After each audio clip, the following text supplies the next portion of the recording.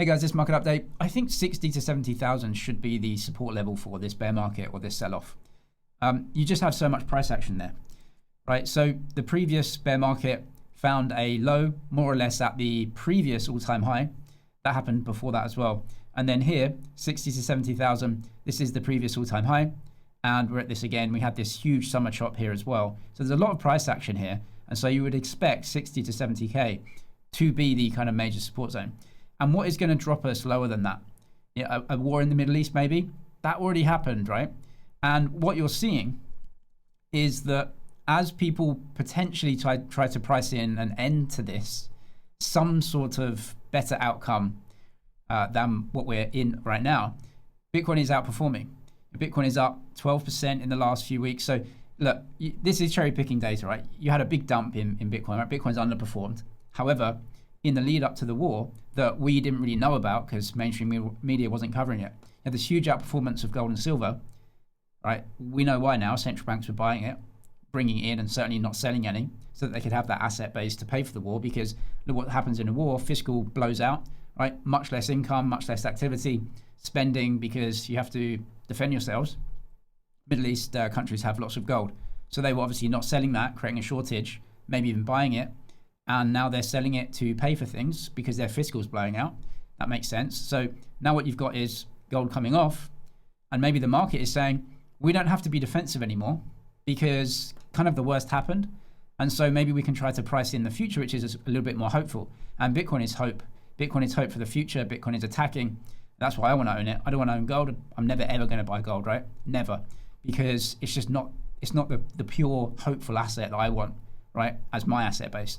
But Bitcoin has outperformed. It's up 12%. Bitcoin's down 10%. You've got a 20% outperformance in, last week or so, a couple of weeks. That shows you that as people move towards hope for the future, Bitcoin is the asset, actually, and not gold, right? So look, Bitcoin is right at its trend rate of growth. So if you're someone who's looking to buy assets, you want to buy Bitcoin, this is a great price. You're at the trend rate. No issues. Is it going to go down to the low end of this range? You can see the support is really, really hard support here. So can it go to mid 50s?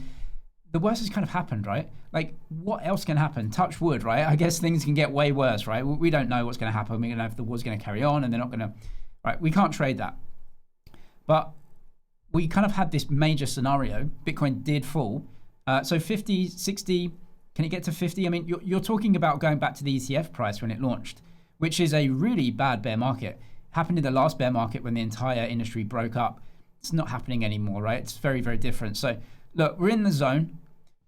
You're trying to trade a 30, 40 vol asset. You're going to have to expect a little bit of vol. We're in the zone, right? Massive buying zone, decent value, can get a bit lower. Who cares? This is it, right? You have to accumulate. Now, unfortunately, right, from a technical perspective, is this another bear flag here? It's not great, but sometimes you just have to not actually look at the technicals and just figure out, is this asset like decently priced? I think it's decently priced at the moment, right? It's at trend. It's okay. If you trade Bitcoin or crypto, check out Bybit. $30,000 deposit bonus down in the description below. Anything you deposit by that link, if you're a new user, you'll get a deposit bonus. Bitcoin is a TradFi asset now, and it's super boring. And by the way, TradFi investors couldn't care less about Bitcoin. They don't care about it. They don't care about the technology or anything. You and I are probably different. We got into Bitcoin because of the technology, because of what it was, and it was new and internet native, right? None of these guys care. In any case, that doesn't matter. They are being told to put, let's say, 4 or 5% into their portfolio, right, as a weighting. If you're suggesting 1%, that's just embarrassing. What's the point, right? We suggest 1%. 1%, who cares, man? Like, what are we talking about? Has to be like some sort of percentage that actually makes a difference. In any case, let's say 5%, and these investors are still under-allocated to that, I would say. They can go a few percentage points higher.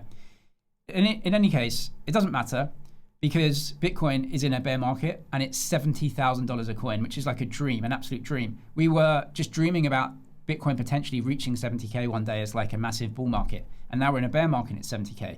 And if you're an individual investor, you're looking at Bitcoin saying, well, it's $70,000 a coin, and I don't know if I can buy that much of it. Is that going to make a big difference? And that's the issue, right? It's kind of an issue of like, it's been taken away from early adopters and retail investors where we were buying much lower prices than this. and it's way high now. But these big guys are going to get in and continue to force the price higher. We're in a bear market and we're 70,000. Yeah, just have to kind of keep saying that. Strategy is buying billions, right? The product market fit that Strategy has found is that a lot of these investors, they don't care about Bitcoin, they don't care about crypto. All they care about is that they have a diversified portfolio that goes up at 10 to 20% a year. And it doesn't matter if they hold some Bitcoin or whatever else. Their investment advisor is just going to say, this is what we're doing. We're buying some Bitcoin, buying some crypto, get some allocation. That's it. They don't care about it. The product market fit is a lot of people that have cash balances that want higher yield. And that's what Strategy is doing. They're taking Bitcoin, they're taking your cash, buying Bitcoin. They think it's going to go up 30% a year. They give you 10% a year. And then STRC stays around about 100, but it could be a little bit more volatile. A lot of people want that. The problem with STRC is that it goes ex-div once a month. So what everyone does, especially allocators and professionals, they would just buy STRC a couple of days before it goes ex-div. Then they get the div, and then they just sell it and go and park the money somewhere else in a money market fund for the rest of the 3.5 weeks so they can get the interest there as well. Right, so you've got this kind of monthly cadence of massive amounts of buying because people don't want to buy Bitcoin. What they want is 11% on cash. So that goes in, cash goes in, MSTR buys it, the Bitcoin. But then after that, you just get this lull.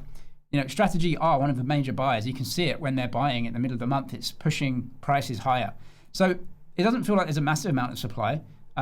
Especially after all that's happened, you can see that in on-chain data as well. There isn't a massive amount of supply. A lot of the sellers who are selling kind of 90s and 100s, they've just kind of dried up a little bit. They don't really want to sell down here. So we're kind of like in this zone of, the next trend hasn't started, but you can just see this is the waiting zone and definitely an area of support, right? Because those sellers have gone and you've got major buyers, which are institutions who are just going to be buying. I don't care what the price is, and then Strategy as well.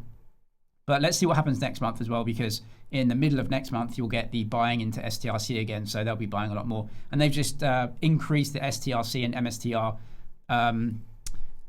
rates as well. So they can sell 21 billion of each of those. So their strategy is working. They're going to be buying a lot more Bitcoin, right? Advisors allocating to crypto, advisors able to buy a crypto. You can see this is going up. So everything's going in the right direction. This is not a typical bear market where everything's collapsing. In fact, the exact opposite. Bitcoin has outperformed over the last few weeks, but it's not really a trend, right? Maybe you've got some traders going out of defensive trades and back into Bitcoin. Maybe we'll have to wait. I think there's a lot more stuff that has to come out and everything has to settle down, right? But once things are settled down, people can start to be hopeful again, and Bitcoin is hope, not gold. But in any case, if you're investing in Bitcoin, Bitcoin is savings. And the only way to approach savings is with a long-term mindset of 10 years. And the reason it has to be 10 years is because the longer you hold, the more that you make. And it's not money that you're making. It's not currency that you're making. You have to wait. Investing is long-term because you have to wait. Because the real profit that you make from investing is saving your money from theft for the longest period of time, and waiting for humans to make stuff, to make abundance, to create economies of scale, to produce things so that the supply increases and the cost goes down. If you wait one day, that's not going to be as much production as 10 years of production, 10 years of people making things cheaper. You don't make money when you invest. You don't make returns. You just save the value that you created for the future and hope that those things get more abundant so you can buy more of them with the value created today. These are S&P 500 earnings and revenue over time. They are not making more money. This is fake. The whole approach we have to markets is wrong. They are not making more currency. They're not making more revenues. They're not making more profits. Businesses can only earn the amount of currency that exists. Businesses don't make currency. It's impossible. It's illegal. We can't print currency. They can't print currency. Currency is printed through the banking system and central banks. They can only earn the amount of currency that exists. And so the amount of currency that you're earning isn't going up, right? It's just that there's more currency. But businesses don't create currency, they create products and services. This is just a representation of how much currency exists. And so once you figure that out, right, let's say you took away 90% of the currency supply. So you took away 90% of dollars, what would happen? This would fall because you can only earn a certain percentage of the amount of currency that exists. So their earnings and revenue would go down, the stock market would go down. But those companies still doing exactly the same thing, right? So the way you make money is by waiting. That's the only way, because what you have to do is wait for humans to produce stuff. So the longer that you wait, the more will be produced and the wealthier you will become with the value you created today. This is not more revenue, more profits, right? They're not generating that. They're generating products and services. This is why the big explosion people have with Bitcoin is fixed, so you can price in deflation, whereas everything else in the market every day is worrying about inflation. Well, you shouldn't be saving in a currency that inflates itself, right? Governments will always print deficits if they can. That's the whole point of the debt-based system, is to create and print debt so you can spend it on things that you can't actually afford, and then everyone pays for it via inflation. And investing is simply a way to prevent the theft of your money through inflation and taxation. And then waiting for 10 years or more for abundance to happen.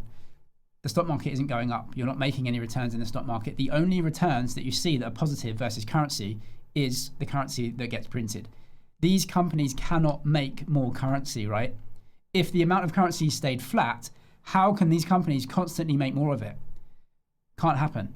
So that is why if you hold Bitcoin, you get wealthier because you wait for abundance to happen and the economies of scale drive prices down. And that's brilliant news. And if you're in stocks, what you're actually doing is just waiting for the companies to produce more stuff, and they earn a percentage of the currency supply, buy back their stock, and so you're preventing money from inflation from the credit supply growth. So you're not actually making money in markets. What you're doing is just waiting for the production of goods and services. You're actually waiting for deflation in those things. But if you're valuing things in credit, then they're always going to look like they're going up in value. They're actually not. They're actually just waiting for production, which is why you need to have a long-term time horizon when you're investing. Because what you actually have to do if you want to get wealthy is wait for other humans to produce loads of stuff and create abundance for you.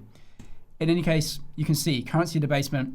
This is debt. It's designed to debase. Everyone says the currency's collapsing.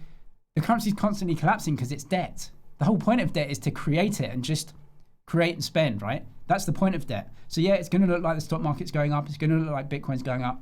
Whatever. It doesn't matter. Buy it and wait until humans produce more abundance.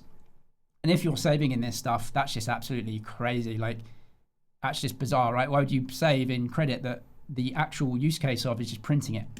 If you trade Bitcoin and crypto or any other TradFi assets, you can trade them all on Bybit now. 30,000 deposit bonus down in the description below. I'm James, this is MoneyZG. Cheers for watching, and I'll see you in the next one.